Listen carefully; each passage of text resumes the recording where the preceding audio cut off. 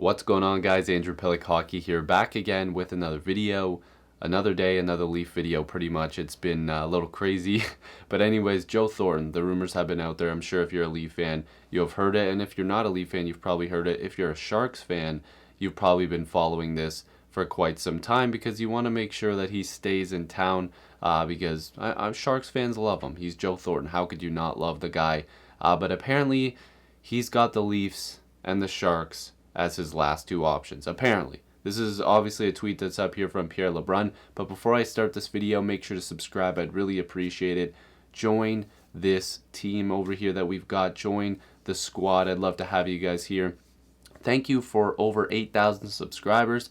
Let's get to 9 and let's get to 10. I know a lot of people that watch these videos are not subscribed. I would really appreciate it if you did, and recommend some videos that you want to see down below. But there's tons of videos posted and lots more to come. I'm trying to make daily uploads. I have been doing really well lately, but I definitely need to upload a ton. So thank you guys for the support and your continued support. So Pierre LeBrun basically said, and I should say, the first place that this was mentioned, the whole Joe Thornton to Toronto stuff, was Chris Johnston from Sportsnet. He was on the Steve Dangle podcast and he mentioned it first, and he's not really getting a ton of credit. I actually heard Steve Dangle and Adam Wilde and Jesse Blake. Adam Wilde was the one that brought it up quite a bit, was talking about how, CJ, Chris Johnston, is not really getting his credit for kind of breaking this news that the Leafs and Thornton had mutual interest. So give him his credit. But Pierre LeBrun said to follow up on James Myrtle's piece, because he was talking about Joe Thornton possibly going to the Leafs, as you can see there. And I think we have a little snippet from that in a little bit here. But he said, my understanding is that both Kyle Dubas and Sheldon Keefe have talked to Joe Thornton about the Leafs' interest. So let's see where this goes. Feels like the Sharks and Leafs at this point. I do think Jumbo would be a terrific fit in Toronto. So he would bring that veteran leadership, and I know people are going to be talking about the cap. We will get to that in a second. But he would definitely bring that veteran leadership. He would bring experience, a little bit of toughness. He's not afraid to fight. I mean, Leaf fans know he fought Nazem Kadri a couple of years ago. He still throws some hits.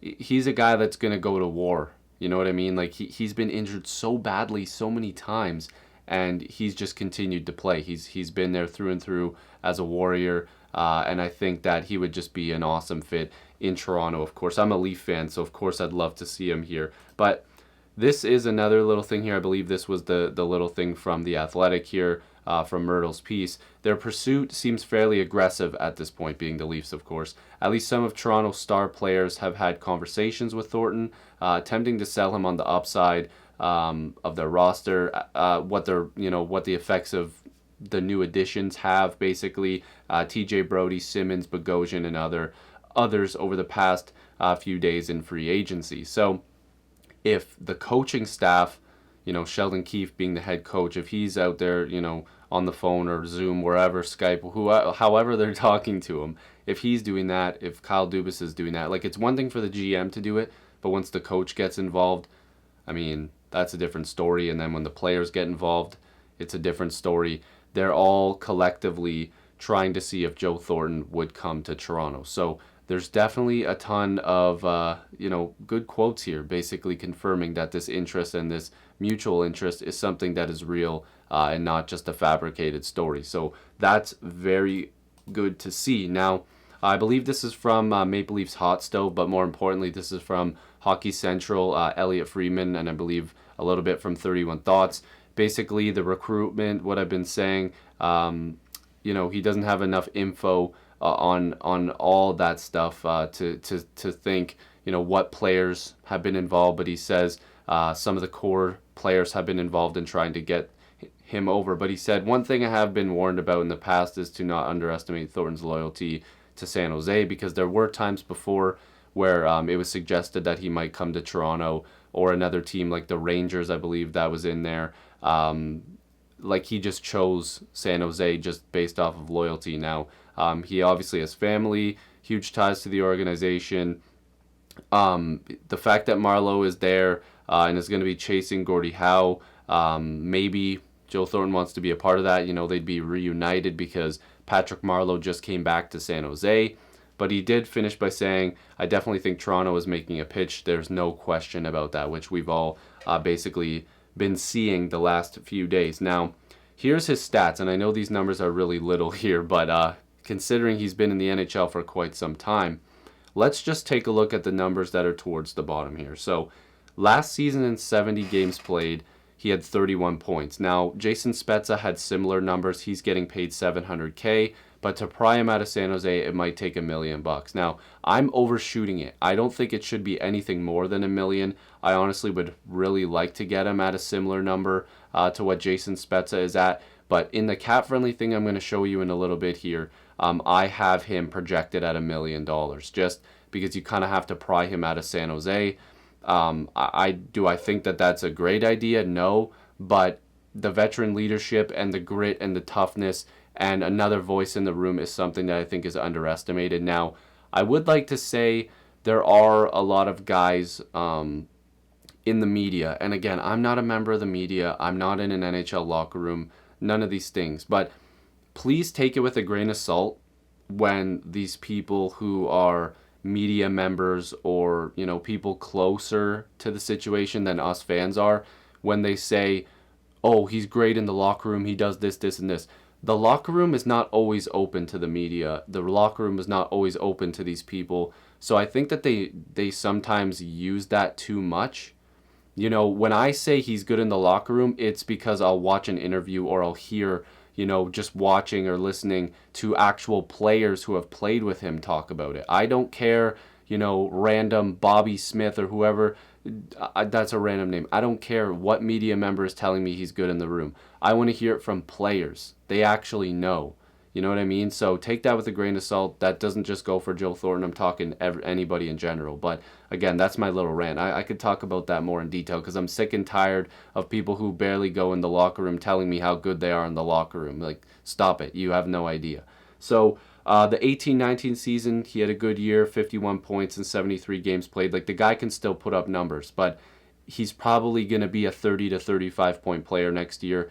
I don't want the Leafs to go at him with anything more than $1 million. If it's more than that, then the Leafs are losing in this situation. Now, this is the cap friendly that I have. Now, a lot of people are going to go, where's Barabanov? Okay, I have an extra forward there in Pierre Engvall. I think that he might bring a little bit more. Pierre Engvall played quite well in the bubble. He showed that he, you know, maybe he just needed some time off. Sorry, my dog's going crazy in the background. But maybe that he just needed some time off, recuperate, you know, start getting back to his regular form. Because he is a good player, and that 1.25 is actually a pretty solid contract considering it's like, you know, he's got 2 years left on that deal. But you could have Barabanov there. I also traded Justin Hall because then the Leafs blue line would look like this: Morgan Rielly, TJ Brody, Muzzin, and Dermott, because they believe Dermott's going to play on the right side, and this would be like his, okay, now show me, and if he doesn't do anything, the Leafs would then probably trade him, try to go after a better right-handed shot or a guy that they could upgrade, or maybe Mikko Lehtinen is playing good enough that you can put him in that top four and call up Liljegren, who's one of the scratches there, or Rasmus Sandin. So basically, the blue line might not look great to you there, but I think that that's definitely an upgrade over what it was before. And like I said, you might not have Dermott there, you might have Lehtinen there, you might have Bogosian, you know, as the healthy scratch, and Timothy Liljegren in there, or maybe Rasmus Sandin instead of Travis Dermott. The blue line's not exactly what I'm trying to focus on, but I just wanted to paint that picture. Also, like I said, with Barabanov, he could have been the extra forward instead of Engvall, but I would probably go with Engvall here. And I think the Leafs really want to use Jimmy Vesey this year, so he'd probably be on the fourth line. I also re-signed Ilya Mikheyev to $1.5 million. Apparently that's the number that the Leafs want to get him at. I don't think they should give him any more than that. He hasn't proven enough to get more than 1.5. He got injured, of course, and I'm hoping that he's, you know, well right now. But I'm not just giving this guy $2 million just because he had a good start to his season. He looked like absolute crap in the bubble. I'm sorry, I love Mikheyev, but he did not look good at all in the bubble. He lost his job to an 18-year-old forward that had never played in the NHL before very quickly. And that's Nick Robertson, of course, who I think will get a shot in the top six. And if he gets pushed out, then obviously a guy like Mikheyev or, I don't think VC would get that chance, but you know what I mean. These are guys that could push those guys out. You see Joe Thornton and Spezza on that fourth line. You know, you can mix it around. Maybe Kerfoot gets traded, and that opens up a little bit more money for you to keep a Justin Hall or to make a different move to acquire a better defenseman. At this point, it doesn't look like the Leafs are in on Mackenzie Weegar anymore, which is kind of unfortunate. It looks like the Bruins are a team that's in on him. So this is where I would have Joe Thornton. Maybe, like I said, you save a couple $100,000 if he signs for less. You know, this team still is better than last year, in my opinion. You have physicality, you have, you know, mental toughness, you have strength, you have veteran presence, you have some young guys that are going to prove themselves. You've got some good depth. Like, this is still a better team, and this is without Joey Anderson as well, which he could fight for a spot too on that fourth line instead of Jimmy Vesey. Or maybe, you, like I said, maybe Mikheyev doesn't become an option. Maybe Dermott doesn't become an option. So there's a lot of things that the Leafs could do here. There's a lot of things that I'm sure people are interested to see more of in the next, you know, week or so, or maybe few weeks, depending on, you know, the way this goes. I know Joe Thornton is playing overseas again just for now. I think he's playing for free, which is crazy. What's he playing for? HC Davos or Davos? I don't know what team he's playing for, and I think it's the Swiss League. I could be completely wrong. I'm not very hip when it comes to overseas hockey, but definitely a guy that just goes out there and plays the game the right way. He's old school while also, you know, including himself in a modern style of the game. Great playmaker. And from what players have said, he's a great leader, great guy in the room. I mean, Aaron Dell just said that. So again, I'm going to trust that because players are saying that, not because a media member is telling me. But definitely an option for the Leafs and something to think about, because Joe Thornton would be very interesting on this Leafs team. He would. So if you guys are new, make sure to subscribe. I'd really appreciate it. Join the squad. Let's get to 9,000 subscribers. Thank you so much just for watching. I appreciate it. Thank you. And hopefully I'll see you in the next video or stream. Peace.